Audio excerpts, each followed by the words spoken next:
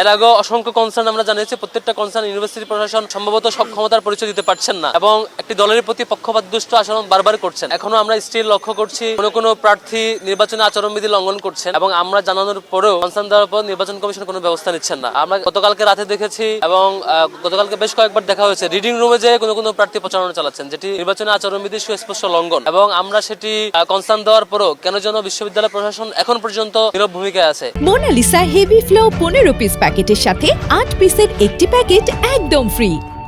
এর আগে অসংখ্য কনসার্ন আমরা জানিয়েছি, প্রত্যেকটা কনসার্ন ইউনিভার্সিটি প্রশাসন সম্ভবত সক্ষমতার পরিচয় দিতে পারছেন না এবং একটি দলের প্রতি পক্ষপাতদুষ্ট আচরণ বারবার করছেন, একাধিকবার করেছেন, এখনো করছেন। খুবই শঙ্কার জায়গা। আজকে আমরা শিক্ষার্থীদের কথা শুনতে এসেছিলাম। আমরা বিজনেস ফ্যাকাল্টির বেশ কিছু প্রবলেম আমরা শুনেছি, তার মধ্যে প্রধানত ছিল ই লাইব্রেরি কেন্দ্রিক। ই লাইব্রেরি এখনো দীর্ঘদিন ধরে কাজের নামে বন্ধ করে রাখা হয়েছে, শিক্ষার্থীরা সেটি ব্যবহার করতে পারছে না। একই সাথে পরীক্ষা কেন্দ্রিক একটি জটিলতা, একই সাথে নির্বাচন এবং পরীক্ষা কোনো ডিপার্টমেন্টের এই যে দ্বৈত ব্যস্ততা, তিনি কি নির্বাচনে প্রার্থী হবেন নাকি পরীক্ষার দিকে মনোযোগ দেবেন, সেটিকে 9 তারিখে পরে নিয়ে যাওয়া যায় কিনা, সামগ্রিক বিষয়ে আমরা আলাপ করেছিলাম।